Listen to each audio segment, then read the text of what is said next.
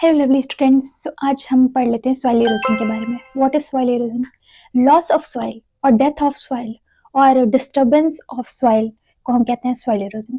जैसे एक रामाराम साइंटिस्ट थे, उन्होंने सॉइल इरोजन के लिए ऐसा डेफिनेशन दिया था कि क्रीपिंग डेथ ऑफ सॉइल को हम सॉइल इरोजन के नाम से जानते हैं। तो ये सॉइल इरोजन जो है आपका दो टाइप से हो सकता है।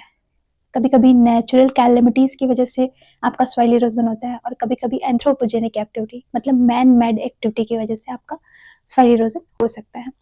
जैसे आपका वाटर इरोजन है, अगर वाटर रेनफॉल की वजह से अगर आपका सॉइल डिस्टर्बेंस हो रहा है, ठीक है, तो वहाँ पे आप उसको वाटर इरोजन के नाम से जानते हैं।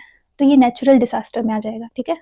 नेचुरली तरीके से आपका सॉइल इरोजन हो रहा है, लैंडस्लाइड है, डिफॉरेस्टेशन है, ओवर ग्रेजिंग है, ठीक है। एक और है जिसको हम बहुत इंपॉर्टेंट है, कभी कभी पूछ देते हैं कॉम्पिटिटिव एग्जाम्स में, जैसे गुली इरोजन है कि वाटर के वाइड चैनल्स बन जाते हैं टुवर्ड्स स्टील स्लोप, ठीक है, स्टीप स्लोप के between towards wide water channels बन जाते हैं, जिसको हम गुली इरोजन भी कहते हैं, सॉइल का गुली इरोजन कहते हैं, ठीक है।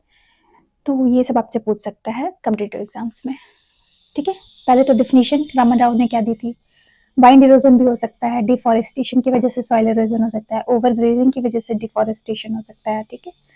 तो ये सब आपका, आप देखिए मैन मेड में क्या हो जाएगा, डिफॉरेस्टेशन हो जाएगा। एंथ्रोपोजेनिक एक्टिविटी में क्या हो जाएगा आपका, डिफॉरेस्टेशन एक्टिविटी हो जाएगी, ओवर ग्रेजिंग हो जाएगी, ठीक है।